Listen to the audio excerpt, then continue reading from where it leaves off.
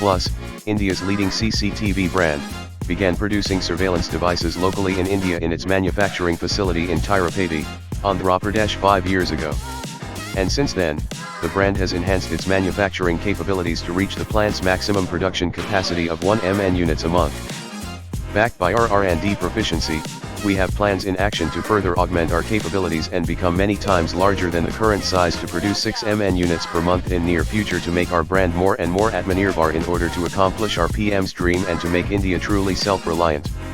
In addition, we have 10 acres of additional land for which we have firm plans to develop facilities for backward integration in the CCTV domain.